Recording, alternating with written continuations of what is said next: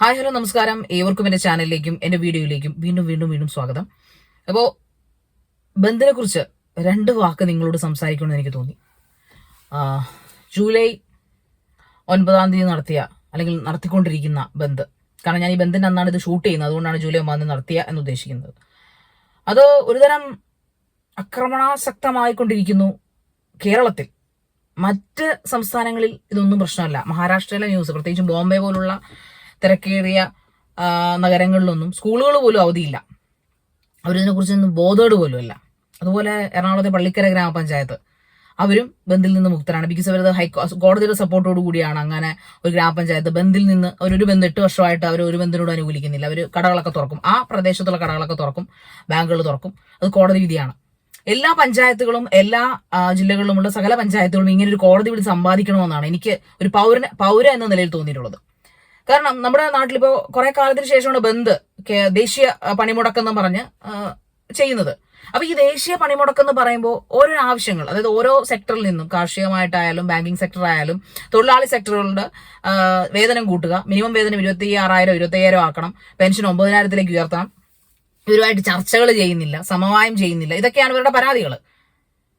ശരി, സമ്മതിച്ചു, നമ്മൾ കാലാകാലങ്ങളായിട്ട് സമരം ചെയ്യുന്ന ഒരു വിഭാഗം ആൾക്കാരാണ്. നമ്മുടെ രാഷ്ട്രം തന്നെ സമരം നേടി നമ്മൾ നേടിയെടുത്താണ് ഇന്ത്യ എന്ന് പറയുന്ന മഹാരാജ്യം. നമ്മൾ ഈ പറയപ്പെടുന്ന രക്തം ചൊരുക്കി മേടിച്ചെടുത്ത, നമ്മുടെ ഈ പറയപ്പെടുന്ന കൊളോണിയലിസത്തിൽ നിന്നും അങ്ങനെ സമരം ചെയ്ത് മേടിയെടുത്തതാണ്. ഒരുപാട് സമരമുഖങ്ങൾ കണ്ട, ചെറുതും വലുതുമായ സമരമുഖങ്ങൾ കണ്ട തലമുറയാണ്, പിൻതലമുറകൾ ആണ് നമുക്കുള്ളത്. ചരിത്രം പഠിച്ചാണ് നമ്മൾ വളരുന്നതും.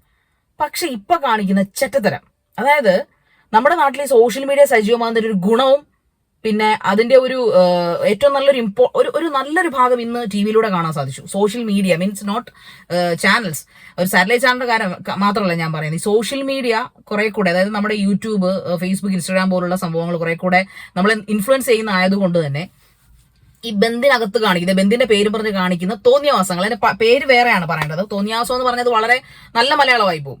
എന്തൊക്കെയാണ് കാണിച്ചു കൂട്ടുന്നത്? അല്ല, ഇവന്മാർ ആരാണെന്നാണ് ഇവന്മാരുടെ വിചാരം? എല്ലാ തൊഴിലാളി സംഘടനകളും ANTU, CCITU, അങ്ങനെ കുറെ എണ്ണങ്ങൾ ചേർന്നിട്ടാണ് ഈ സമരം സംഘടിപ്പിക്കുന്നത്. സമരമൊക്കെ നല്ല കാര്യം തന്നെ, വളരെ നല്ലത്. ജനങ്ങളുടെ അവകാശങ്ങളിലൊക്കെ വല്ലപ്പോഴും സമരം ആവാം. നമുക്കിപ്പോൾ കുട്ടികൾക്ക് കൺസെഷൻ നേടിയെടുത്തു, സത്യാഗ്രഹങ്ങൾ, ഇതിലൊക്കെ സമരം ചെയ്തിട്ടുണ്ട്. പക്ഷെ അതൊക്കെ ജനങ്ങൾ ഒപ്പം നിന്നുകൊണ്ടായിരുന്നു. സത്യത്തെ മനസ്സുകൊണ്ട് നമ്മൾ, എന്റെ താഴെ കമന്റ് ബോക്സിൽ നിങ്ങൾ കമന്റ് ചെയ്യണം കേട്ടോ, മനസ്സുകൊണ്ട് ഇന്നത്തെ സമരത്തെ അനുകൂലിക്കുന്ന എത്ര വിഭാഗം ജനങ്ങളുണ്ട്. ഇന്നത്തെ ബന്ദ് എന്താണെന്ന്, എന്തിനാണ് നടത്തുന്നതെന്ന് പോലും അറിയാത്ത തലമുറയാണ് നമുക്കുള്ളത്. പിന്നെ ആർക്ക് വേണ്ടിയിട്ടാണ് ഇവർ ഈ സമരം നടത്തുന്നത്? അതും ഭരിക്കുന്ന പാർട്ടി ടീമുകൾ തന്നെയാണ് ഇത് ചെയ്യുന്നത് എന്നുള്ളതാണ്. അവരുടെ കൊടിയാണ് കയ്യിലിരിക്കുന്നത്. എന്നിട്ട് ഗോഡൌണുകൾ, അതായത് മെഡിക്കൽ സ്റ്റോറിന്റെ അല്ലെങ്കിൽ മരുന്ന് കടകളുടെ ഗോഡൌണിലേക്കും സ്കൂളുകളിൽ ഓഫീസ് പ്രവർത്തിക്കാൻ വന്ന അധ്യാപകരുടെ കാറിന്റെ ടയറിനെ കാറ്റഴിച്ചു വിടുക, ഗോഡൌണിലെ ആ മനുഷ്യനെ ഉപദ്രവിച്ചു, തള്ളി പുറത്താക്കി, ആക്രോശിക്കുകയാണ്. അതുപോലെ ഓഫീസിൽ ചെന്നിട്ട് ഒരുത്തൻ ചോദിക്കുവാണ്, മറ്റേ CBI സേതുരാമേനെ പോലെ, നീ ആരാണെന്നാ നിന്റെ വിചാരം? അയാള്, നിങ്ങൾ പൊയ്ക്കോ, ഞങ്ങളിരുന്ന്. എടാ, സർക്കാർ എന്തിനാണ് പിന്നെ ആരെ പൊടിയിടാനാണ് ഡയസ്നോൺ പ്രഖ്യാപിച്ചിരിക്കുന്നത്? ഡയസ്നോൺ എന്ന് പറഞ്ഞാൽ അത് പ്രശ്നമാണ് ഉദ്യോഗസ്ഥർക്ക്. ഡയസ്നോൺ പ്രഖ്യാപിച്ചില്ലായിരുന്നെങ്കിൽ ഈ പറഞ്ഞ സർക്കാർ ഉദ്യോഗസ്ഥരുടെ വീട്ടിൽ ഇരുന്നേനെ. എല്ലാ ബന്ധും ഇവരുടെ അനുകൂലികൾ പ്രഖ്യാപിക്കുക, അതിനുശേഷം ഡയസ്നോണും പ്രഖ്യാപിക്കുക. സത്യം പറഞ്ഞാൽ ഇവർ എന്ത് ചെയ്യും? ഈ പാവപ്പെട്ട ഈ പ്രത്യേകിച്ചും ഈ ആരോഗ്യ വകുപ്പിലൊക്കെ വർക്ക് ചെയ്യുന്ന കൂടുതലും ആൾക്കാരും നാഷണൽ ഹെൽത്ത് മിഷന്റെ വിഭാഗത്തിൽ പെടുന്നവരാണ്. അതായത് കരാറടിസ്ഥാന ജീവനക്കാരാണ്.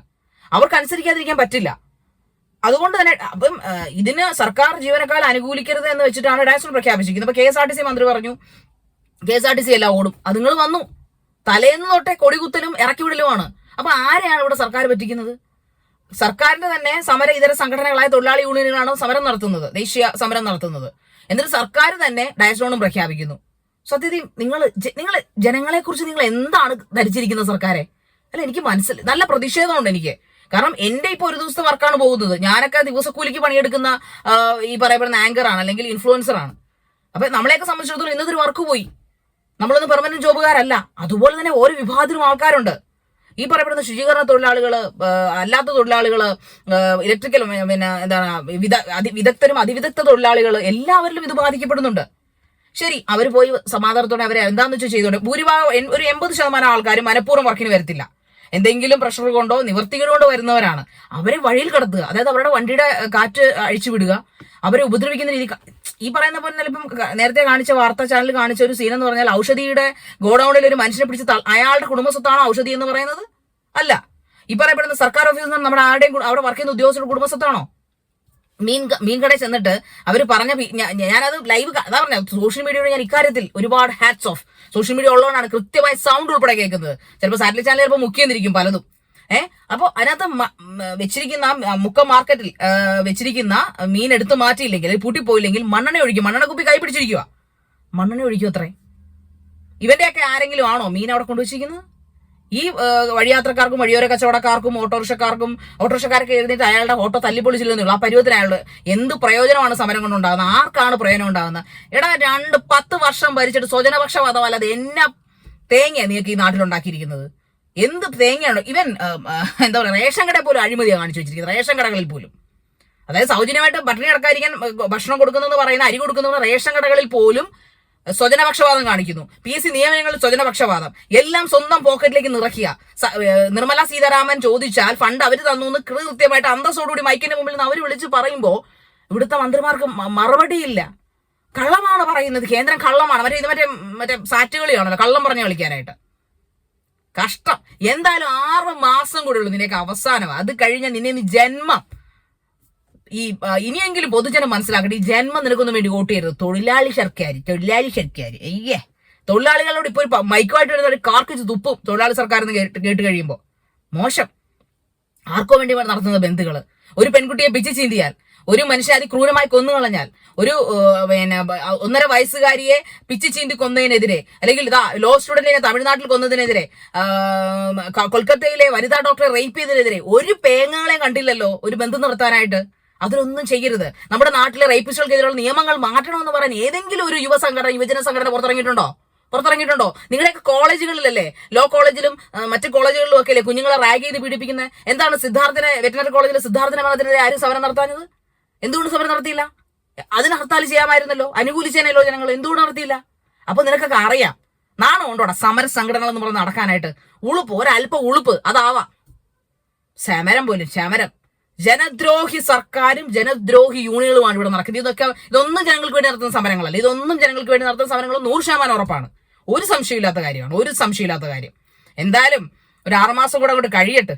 അതോടുകൂടി ഇനി ഒരു 20 വർഷത്തേക്ക് ഇവനെ ഒന്നും ജയിപ്പിക്കരുത്. അതാ വേണ്ടത്. ഇനി ഓപ്പോസിറ്റ് നിൽക്കുന്ന സംഘടന, ഓപ്പോസിറ്റ് നിൽക്കുന്ന നമ്മുടെ പ്രതിരോധം ഉണ്ടല്ലോ, തമ്മിത്തല്ലുന്ന പ്രതിപക്ഷത്തിന് വോട്ട് കൊടുത്താലും ശരി, ഇവന്മാരെ എനിക്ക് കയറ്റരുത്. അതാണ് എനിക്ക് പറയാനുള്ളത്. ഒരു പൗരൻ എന്ന നിലയിൽ ചില ദണ്ണമുണ്ട്, അതുകൊണ്ട് തന്നെയാ പറയുന്നത്. നന്ദി.